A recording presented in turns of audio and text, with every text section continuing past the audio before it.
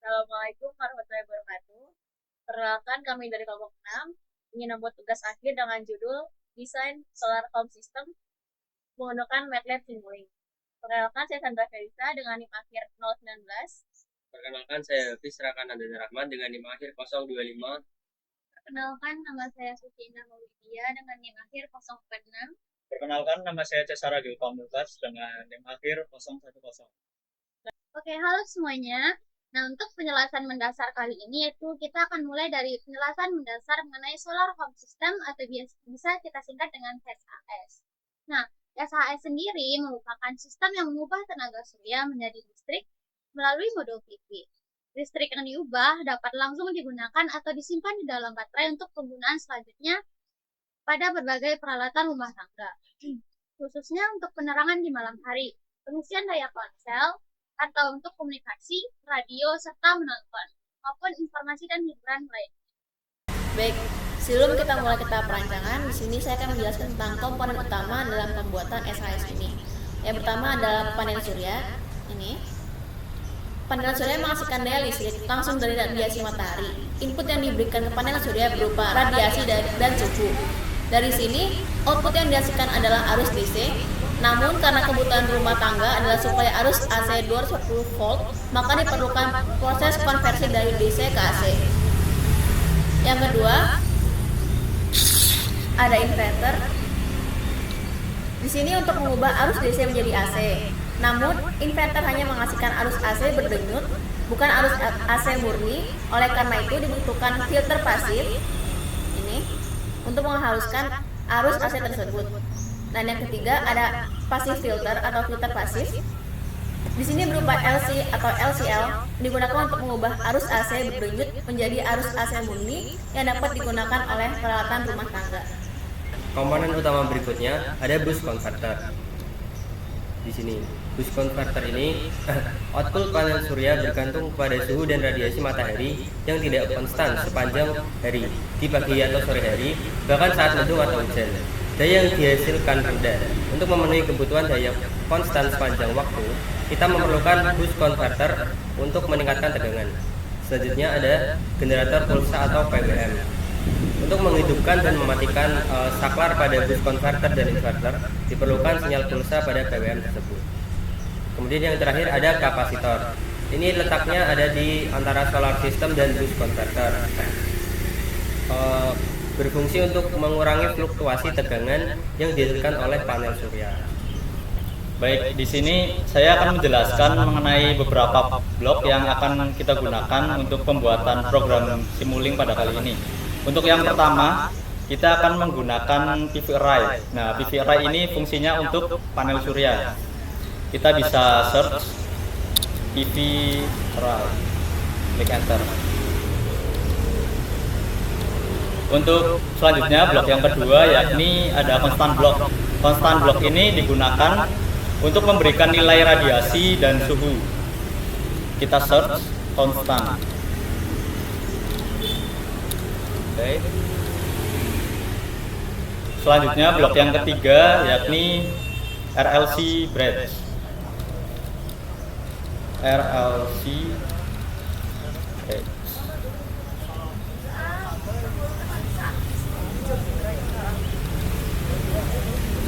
Selanjutnya yakni ada blok diode. Nah, diode ini fungsinya yaitu untuk merancang boost converter dan inverter. Diode. Oke, yang selanjutnya yakni IGBT. Blok IGBT ini yakni blok yang mendukung diode, dan selanjutnya yakni universal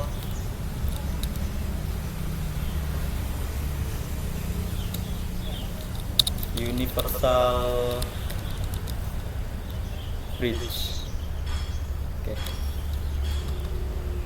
Nah, untuk blok yang selanjutnya yakni voltage measurement. Oke, ini. Dan untuk blok yang terakhir yaitu ada scope. Nah, untuk voltage measurement dan scope ini fungsinya yaitu untuk mengukur dan mengamati gelombang tegangan.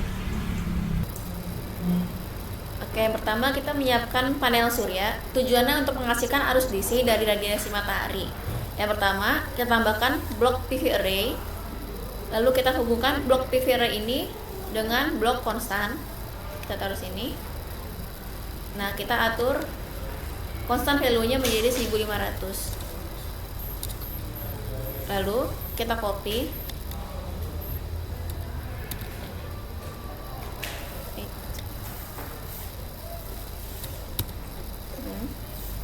Kita taruh sini.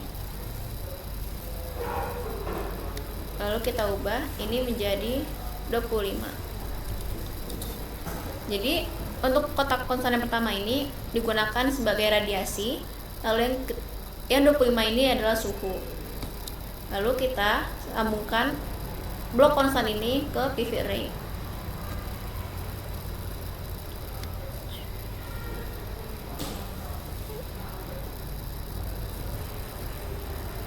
Nah, PV array ini kita ubah parallel stringnya menjadi 20 dan series connect modul per stringnya menjadi 5. Lalu klik OK. Oke, selanjutnya saya akan merancang boost converter. Tujuannya adalah meningkatkan tegangan DC dari panel surya agar mencapai 240 volt atau setara dengan DC. Pertama, kita akan membuat konduktor. Konduktor ini dibuat dari blok RLC branch. Kita klik 2 kali dan kemudian kita ganti tipenya menjadi L. Dan ininya kita oke. Kita sejajarkan dengan PV array. Setelah itu kita sambung keluaran PV array ke input RLC branch.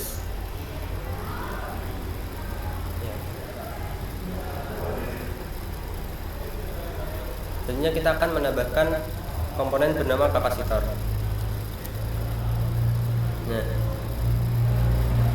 dari induktor ini kita bisa membuat kapasitor dengan cara mengganti type-nya menjadi type C. Kemudian mengganti inputannya menjadi 0,006. Nah, kapasitor ini akan membantu melindungi komponen berikutnya dari lonjakan tegangan.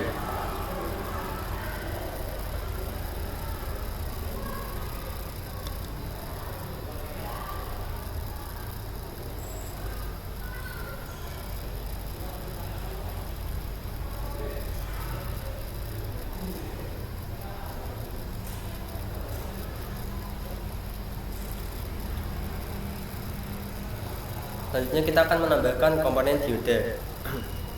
Hubungkan dioda dari ujung induktor untuk mencegah aliran arus balik. Dan kita menambahkan saklar atau IGBT.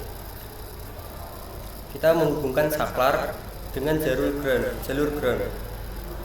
Saklar ini akan diatur oleh pulsa PWM untuk mengontrol pengisian dan pelepasan induktor.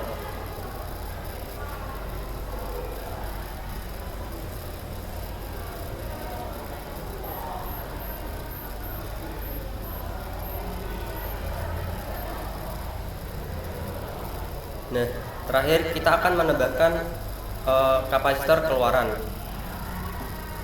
Tambahkan kapasitor keluaran di boost converter untuk menstabilkan tegangan.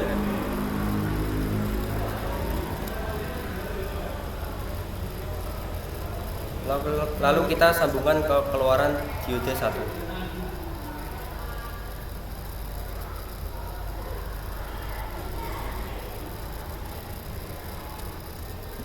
Baik, di sini saya akan merancang rangkaian inverter.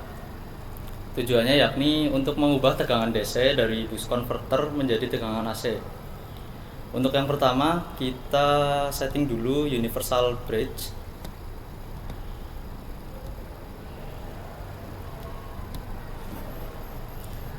Kita ubah number of bridge arm-nya jadi 2. Terus power electronic device-nya jadi IGBT atau dioda. klik OK. Untuk yang selanjutnya kita copy series RLC bridge 2, lalu kita paste. Oke. Untuk settingannya sendiri itu pada branch type-nya tetap C, gunakan tipe C, dan kapasitasnya itu 0,006. Yang selanjutnya kita copy series RLC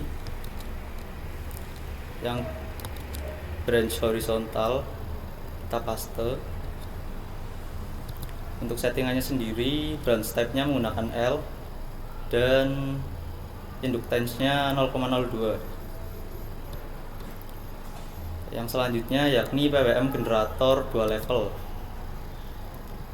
Untuk settingannya sendiri, generator type-nya kita ubah jadi generator type full bridge 4 pulses. Lalu kita checklist internal generation of reference signal. Lalu kita OK. Oke, selanjutnya kita lanjut membuat rangkaiannya.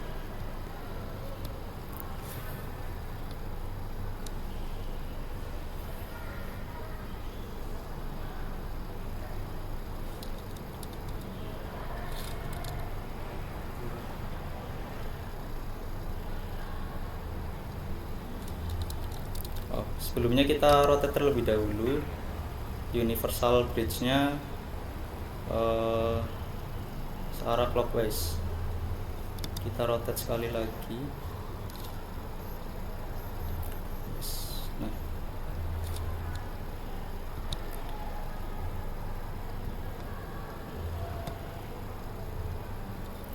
Oke.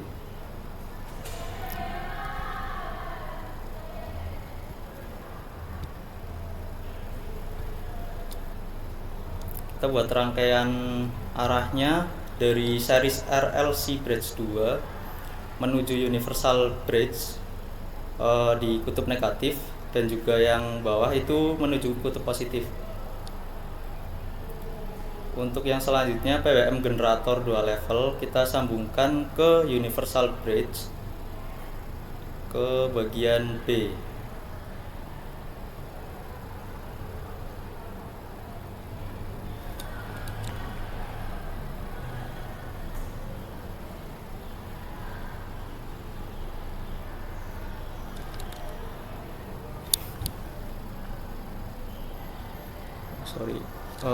Kita sambungkan ke bagian G.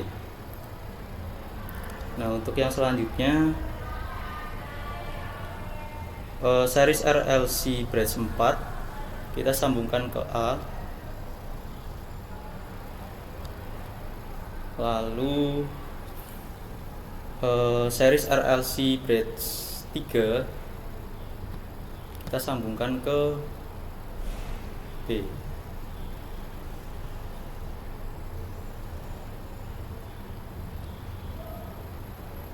Kurang lebih seperti ini. Lalu kita tambahkan voltage measurement. Kita sejajarkan dengan universal bridge. Kita inputkan dari universal bridge negatif ke voltage measurement negatif. Untuk yang positif ke kutub positif.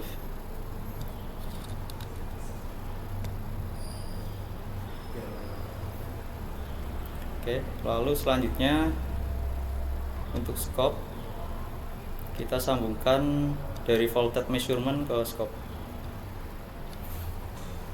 Baik, untuk langkah selanjutnya kita akan mengcopy yaitu bagian induktor dan kapasitor dari blok RLC branch. Nah, langkah pertama kita yaitu kita copy dulu. Kita copy bagian series RLC, kemudian kita letakkan di sebelah simulasi yang tadi. Kemudian kita klik kanan, kita pilih rotate and flip. Kemudian kita klik clockwise. Nah, untuk penyambungan panah-panahnya, yang pertama kita sambungkan untuk panah atas. Bisa kita sambungkan di sini, di bagian tengah ini. Kemudian untuk panah selanjutnya bisa juga kita sambungkan ke bagian bawah.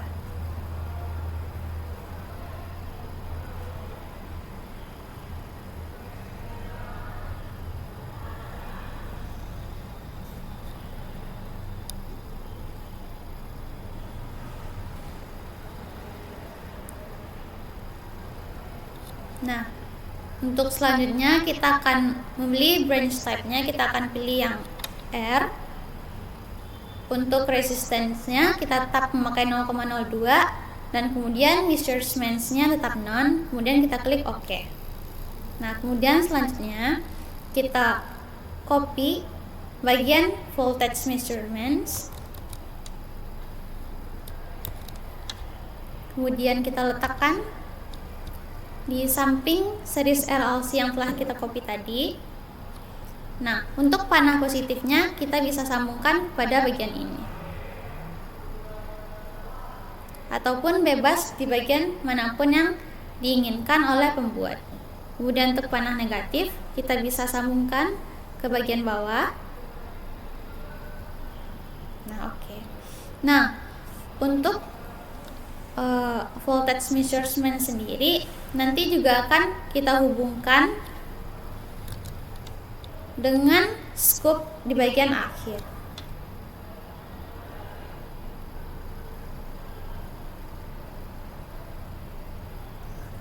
Nah, untuk menyambungkannya dengan bagian scope, kita juga perlu mengcopy bagian scope tersebut.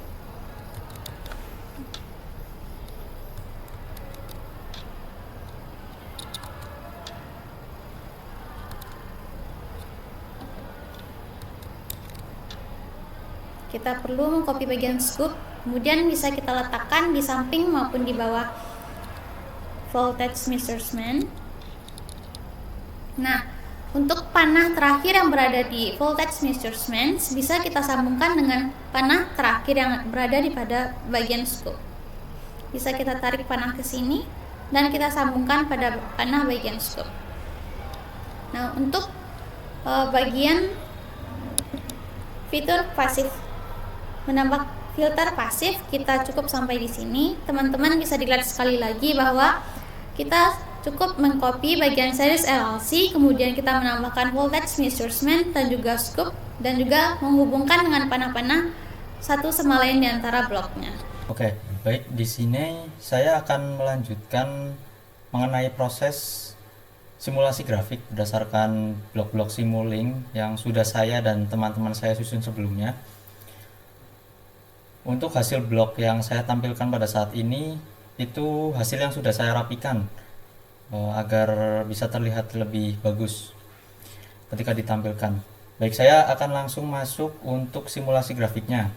Untuk grafik yang pertama yakni hasil pengukuran voltase untuk keluaran dari PV array. Untuk pengukuran voltasenya sendiri itu keluaran dari PV array. Kita akan ukur di bagian keluarannya di kutub di kutub plus dan kutub min. Untuk hasil grafiknya sendiri bisa kita lihat. Untuk hasil grafiknya sendiri kita mendapatkan nilai voltase itu di angka 180 volt dan stabil di angka 170 volt. Ini untuk hasil grafik yang pertama, yaitu keluaran dari PV array. Untuk hasil keluaran yang kedua itu grafik keluaran dari boost converter atau sebelum masuk ke inverter. Kita ukur voltasenya di bagian sini. Untuk hasil grafiknya sendiri kita bisa lihat. Untuk grafiknya sendiri kita bisa lihat untuk voltase yang didapat itu di angka sekitar 130 di nilai puncaknya dan stabil di angka 160 sampai 190 voltase. stabil di angka 160 sampai 190 volt. Itu untuk grafik yang kedua, yakni grafik keluaran dari boost converter atau sebelum masuk ke inverter. Untuk grafik yang ketiga yaitu keluaran dari inverter atau setelah passive filter. Untuk keluaran dari inverter setelah dari passive filter, kita ukur di akhir. Kita lihat untuk hasil grafiknya sendiri, kita dapat di angka berkisar 190 atau mungkin 160 sampai 190 volt. Kita mendapatkan grafik di angka tersebut. Oke, baik, mungkin itu yang bisa saya jelaskan mengenai hasil grafik yang didapat pada simulasi desain solar home system. Terima kasih. Nah, semuanya setelah semua langkah-langkah yang kita lakukan, baik dari menyusun dari komponen utama hingga ke blok-blok kecilnya, kita mendapati bahwa kesimpulannya ialah dengan menyusun rangkaian seperti dalam sistem pembangkit listrik tenaga surya mampu menghasilkan tegangan AC murni yakninya dengan tegangan sebesar 240 volt, yang mana tegangan sebesar 240 volt tersebut dapat digunakan untuk kebutuhan rumah tangga. Sekian hasil dari kerja kelompok kami mengenai desain solar home system atau biasa dengan kita sebut dengan SHS dengan menggunakan MATLAB Simulink. Assalamualaikum warahmatullahi wabarakatuh. Oh iya.